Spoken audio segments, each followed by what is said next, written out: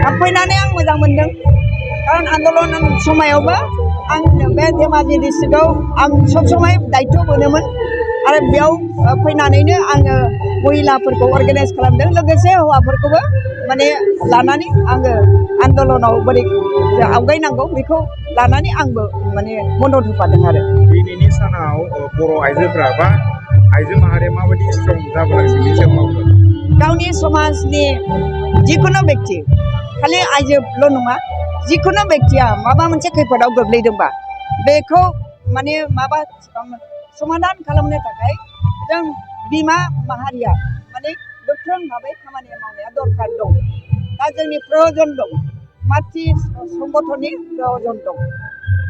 जेनेबा पुरुष संगठना माखासे खेथ्रआव उसुबिदा जानो हागौ बे समाव मातृ संगठननि अति खुब जरुरि बे हिसाबैनो आङो जोंनि आबोब अल बर' उइमेन वेलफेयार फेडारेसन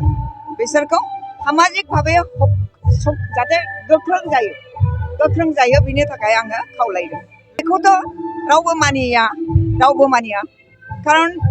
गोदो जों जेला सांग्रां नङामोन होमब्ला बायरानि मानसिया थांनानै थाहैदोंमोन बेवहाय जों आखुथि जागोन बेखौ बुजियाखैमोन दिनै खिन्थु जों बुजिबाय दा बेखायनो जों जेबो बुजियामोन सिगाङाव मोनथियामोन जोंनि गेजेराव सांग्रां सुबुंनि अभाब दङमोन दिनै गोबां संगठन दं बे संगठनफ्रा दिनै माने मोनदांदों जे जों माबा मोनसे माने सरकारखौ जोङो माने फोरमायनांगोन जे बेखौ डिरिजार्भ जाहाथे खालामा बिनि थाखाय जोङो सरकारजों रायज्लायनाया प्रयजन होननानै दिनै बयबो बुजिदों फैबाय थानाय इलेक्सननि थाखाय नोंथाङा बारग'मुथि हिसाबै माबायदि परिकल्पना खालामदों दायो आंहा दाबो जेबो परिकल्पना गैया रायजो राजाफ्रा लुबैदों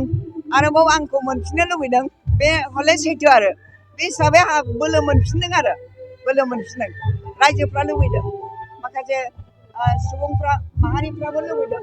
बे हिसाबै आङो गोसोखौ खाफिनदों आङो एमएलए नङाबाबो पलिटिक्सआव आं सब समाय जड़ित जानानै थाबाय थागोन बेनो आरो